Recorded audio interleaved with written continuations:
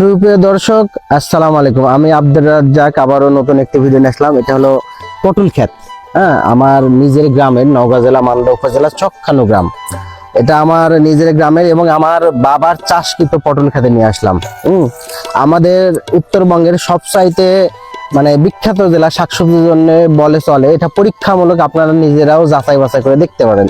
মান্দা উপজেলা হলো ফার্স্ট। নওগাঁ জেলার মধ্যে 11টা উপজেলা রয়েছে, এর মধ্যে সবজি ক্ষেতের জন্য বিখ্যাত হলো আমাদের উপজেলা মান্দা উপজেলা।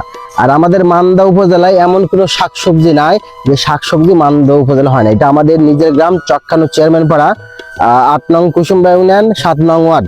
তো দেখেন পটল কি পরিমাণ ধরছে। এটা আমার বাবার নিজের চাষকৃত পটল।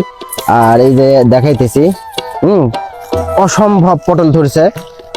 আর যে পটলটা ধরছে এই পটলের ফলন কি পরিমাণ হয়, যেমন আমি ছোটবেলা থেকে বাবার সাথে যখন চাকরি হওয়ার আগে যখন পড়াশোনা করছি, আমার বাবা নিজে একজন গৃহস্থ মানুষ, কৃষক মানুষ।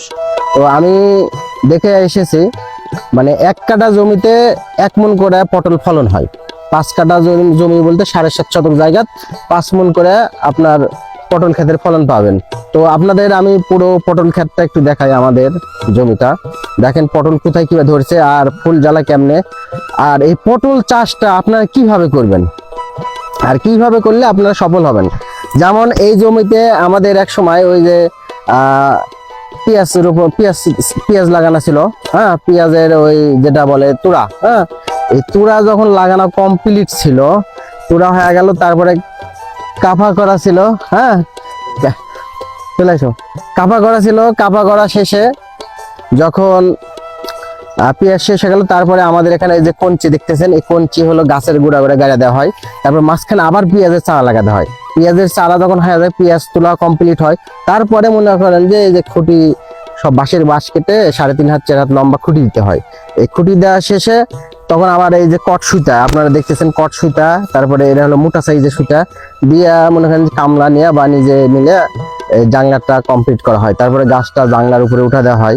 তারপরে একের পর এক কীটনাশক, সেচ, সার, ওষুধ এসব ব্যবহারের মাধ্যমে মনে করেন যে পটল আমরা করে থাকি, পটল ক্ষেত করে থাকি। দেখেন আপনাদের আমি দেখাবো ফুল জ্বালা কি পরিমাণে, এত পরিমাণ ব্যাপক পরিমাণ ফুল জ্বালা আসছে। তবে বর্তমানে পটলের খুবই দাম কম, 200 টাকা মন। আমার বাবার খুব মন খারাপ যে এত পটলের দাম কম হলে কেমনি কি হবে, কারণ একটা কামলা নিতে গেলে 500-700 টাকা। এক দুপুর কাজ যে পরিমাণ, যদি কামলার সঙ্গে যদি গৃহস্থ মানুষ না থাকে, তাহলে আসলে কি বলবো আপনাদের আমি।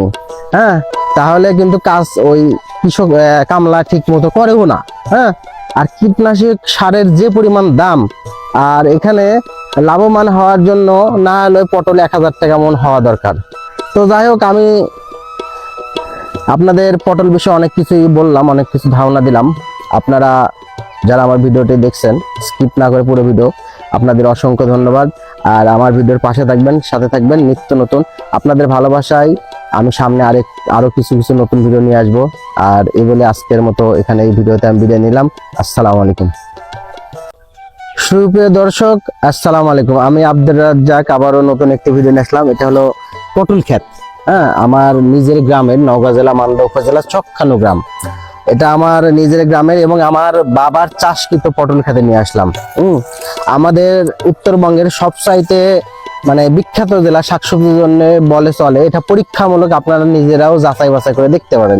মান্দা উপজেলা হলো ফার্স্ট। নওগাঁ জেলার মধ্যে 11টা উপজেলা রয়েছে, এর মধ্যে সবজি ক্ষেতের জন্য বিখ্যাত হলো আমাদের উপজেলা মান্দা উপজেলা।